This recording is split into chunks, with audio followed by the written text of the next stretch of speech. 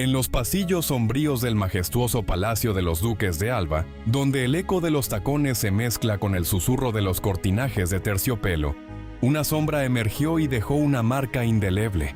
La mujer a la que la aristocracia denominó la monstruá de palacio. ¿Qué secretos encerraba esa figura enigmática? ¿Era una víctima atrapada entre la superstición y el poder? ¿O una manipuladora que supo tejer su propio destino entre los hilos de la alta sociedad? Para comprenderla, debemos retroceder a la Sierra de Gredos, donde el viento acaricia los pinos y el frío de la madrugada se cuela entre las rendijas de las casas de piedra. Eugenia Martínez Vallejo nació en una familia humilde, hija de un pastor que contaba historias bajo la luz trémula de la leña. Sus ojos, de un gris ceniciento, ni reflejaban la curiosidad de quien mira más allá del horizonte. Desde pequeña, la niña escuchaba los murmullos del bosque y sentía como si fuera un don, la vibración de las energías que rodeaban cada árbol y cada arroyo. A los 15 años, la vida de Eugenia dio un giro inesperado cuando, tras la muerte de su madre, aceptó el puesto de sirvienta en la casa de los duques. Allí, entre escaleras de mármol que crujían bajo el peso de los pasos de la nobleza y servilletas de lino que relucían bajo la luz de candelabros de cristal, descubrió un mundo de luces y sombras que la fascinó. El perfume a cera quemada y el susurro de las cortesanas que hablaban de ópera y espiritismo se convirtieron en su nuevo aire. Fue en una noche de otoño, cuando la niebla cubría los jardines y el cielo se tornó de un gris plomizo, que Eugenia escuchó por primera vez el llamado de las cartas. Una anciana del círculo espiritual, la marquesa Elena de Alba, buscaba a alguien que pudiera leer el futuro entre los arcanos del tarot. La mano temblorosa de Eugenia rozó el mazo y, como si una corriente invisible la atravesara, sintió la certeza de un don que la distinguía del resto. Desde entonces, las velas consumidas en sus rituales dejaron una estela de humo que formaba figuras casi palpables, y su voz, susurrante y profunda, se convirtió en el confidente de aquellas damas que, tras los bailes de salón, buscaban respuestas en la penumbra. El ascenso de Eugenia no fue inmediato, pero cada paso que dio en los salones del palacio estaba cargado de una tensión que aumentaba como la cuerda de un violín a punto de romperse. Sus lecturas, precisas y a veces inquietantes, atrajeron la atención de la alta sociedad, que empezaba a depender de sus consejos para decisiones de matrimonio, negocios y alianzas políticas. La aristocracia, en decadencia y ávida de cualquier indicio que le devolviera el control, encontró en ella una pieza clave, un espejo que reflejaba sus temores y sus ambiciones. Sin embargo, la fama de monstruá no surgió solo por su habilidad para predecir el futuro. Los rumores comenzaron a circular cuando, una madrugada, una de las damas del palacio desapareció sin dejar rastro. Las paredes del salón de baile, impregnadas de perfume de rosas y tabaco, guardaron el eco de un grito ahogado. Algunos señalaron a Eugenia como la responsable, alegando que su don había cobrado vida propia y había cobrado venganza. Otros, más escépticos, ni la defendieron como una mujer injustamente acusada por una sociedad que temía a lo desconocido. Pero, ¿qué ocurrió realmente cuando las luces se apagaron y el silencio se volvió denso como el humo de una chimenea? Fue entonces cuando la figura de Eugenia se tornó aún más enigmática. Aquel mismo año, la marquesa Elena organizó una sesión de espiritismo en la gran sala del palacio, rodeada de espejos y candelabros que proyectaban sombras danzantes. Eugenia, con sus manos sobre el tablero de Ouija, pronunció palabras que resonaron como un latido en el corazón de los presentes. De repente, una corriente de aire helado cruzó la estancia y una voz, apenas audible, susurró un nombre que nadie reconoció. El ambiente se cargó de una energía que paralizó a los asistentes, y la noticia de aquel episodio se propagó como fuego en seco. Ese momento marcó el punto de inflexión en la vida de Eugenia. La prensa sensacionalista, ávida de escándalos, la apodó la monstruá de palacio, una etiqueta que quedó grabada en la memoria colectiva. A partir de entonces, su figura se convirtió en un espejo donde la sociedad reflejaba sus miedos, sus deseos y su fascinación por lo oculto. La aristocracia, a la vez fascinada y temerosa, la mantuvo cerca, pero nunca dejó de observarla con una mezcla de respeto y sospecha. Si esto te está abriendo los ojos, suscríbete y activa la campanita, porque la historia de Eugenia apenas comienza a desplegar sus capas más profundas. En los próximos minutos, descubriremos los documentos ocultos que revelan sus verdaderas intenciones, los testimonios de quienes la conocieron cara a cara y el legado que dejó, a tan oscuro como la noche que cubría los jardines del palacio. Cada fragmento de su vida nos invita a preguntarnos, ¿hasta dónde puede llegar el poder de la mente cuando se enfrenta a los muros de la tradición? Mientras la cámara recorre los pasillos desiertos del palacio, la luz de los cristales proyecta patrones que parecen dibujar símbolos antiguos en el suelo. La atmósfera, cargada de polvo y recuerdos, nos susurra que el tiempo no borra los ecos, solo los transforma. Eugenia, con su presencia casi etérea, sigue allí, como una sombra que observa desde la penumbra, esperando que alguien se atreva a desentrañar el último de sus misterios. ¿Qué piensas tú? Déjalo en los comentarios y dale like si resonó contigo, porque la historia de la monstruá de palacio sigue viva en cada palabra que contamos y cada reflexión que surge al mirar atrás.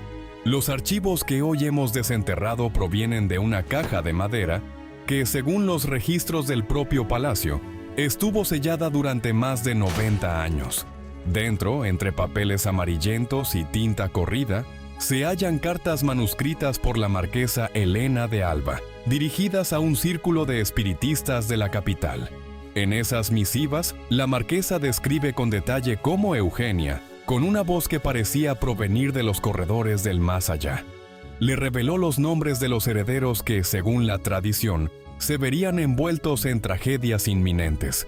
Cada línea está impregnada de una mezcla de temor reverente y admiración, como si la propia aristocracia hubiera encontrado en la joven una especie de oráculo ambulante. Uno de esos documentos habla de una noche en la que, tras una cena de gala, la marquesa pidió a Eugenia que intercediera para evitar la ruina financiera de su familia. La respuesta de la monstruá fue en forma de un susurro que, según el relato, resonó como el eco de una campana lejana. El río de la fortuna cambiará su cauce, pero la piedra que lo detiene será tu propia ambición. La frase, repitiéndose en los corredores del palacio, sembró una inquietud que perduró durante semanas, y la familia, tras comprobar que los negocios comenzaron a fluir inesperadamente, no pudo sino atribuirle el mérito a la intervención de la joven. Los testimonios de quienes la rodearon son, sin embargo, tan variados como contradictorios. Algunos recuerdan a Eugenia como una mujer de mirada penetrante, cuyas manos temblorosas alargarían una baraja de tarot como si fuera un puente entre dos mundos. Otros la describen como una manipuladora consumada, capaz de leer los temores más profundos de la nobleza y utilizarlos a su favor. Un relato recogido en el diario de un secretario del ducado menciona que la monstruá habría predicho la muerte de un conde y que, al día siguiente, el noble cayó enfermo tras un accidente en la biblioteca. La coincidencia, según el autor, no fue mera casualidad, sino la señal de un poder que trasciende lo humano. A medida que la prensa sensacionalista se alimentó de estos sucesos, la figura de Eugenia se transformó en un símbolo de los miedos colectivos de una sociedad que buscaba explicaciones en lo sobrenatural para los cambios que la modernidad imponía. Los periódicos de la época, con titulares que mezclaban el escándalo con la fascinación, la retrataron como una bruja del palacio, una mujer que había desafiado las reglas del orden establecido. Aquellas imágenes, aun cuando fueron pintadas con tintes de exageración, dejaron una huella indeleble en la memoria popular. Con el paso del tiempo, la propia familia de los duques comenzó a distanciarse de la figura de Eugenia. Tras la muerte de la marquesa Elena, sus descendientes, deseosos de borrar el escándalo, ordenaron la destrucción de varios documentos que contenían referencias a la joven. Sin embargo, el silencio impuesto no logró apagar la llama de los rumores. En los años posteriores, las leyendas sobre la Monstrua se difundieron en los cafés de la ciudad, donde los bohemios y los intelectuales debatían si el poder de la mente podía realmente alterar la realidad, o si todo era una mera ilusión creada por el deseo de lo prohibido. Hoy, más de un siglo después, la sombra de Eugenia Martínez Vallejo sigue rondando los pasillos del palacio. Los visitantes que se aventuran en las visitas guiadas afirman escuchar, en los momentos de silencio, una respiración tenue que parece provenir de una presencia invisible. Algunos afirman haber visto entre los vitrales destellos de luz que forman símbolos arcanos, como si la arquitectura misma conspirara para preservar el legado de la mujer que una vez desafió los límites de la razón. En la era digital, la historia de la Monstrua ha encontrado nuevos canales para resonar. Foros en línea y grupos de investigación histórica comparten análisis de los documentos recientemente digitalizados, discutiendo la posible autenticidad de los testimonios y la relevancia de la figura de Eugenia en el contexto del feminismo emergente. Muchos argumentan que, o más allá del mito, su historia representa la lucha de una mujer que, a través del conocimiento de lo oculto, buscó una vía de ascenso en una sociedad que la relegaba al anonimato. Si te ha intrigado descubrir cómo una simple sirvienta logró ascender a los salones más exclusivos y convertirse en una leyenda que aún hoy provoca susurros en los pasillos del poder, te invito a que compartas tus opiniones en los comentarios. ¿Crees que Eugenia poseía un auténtico don sobrenatural o simplemente supo manipular las creencias de su tiempo? Tu perspectiva enriquece esta conversación y ayuda a mantener viva la memoria de aquellos que, como ella, dejaron una marca indeleble en la historia.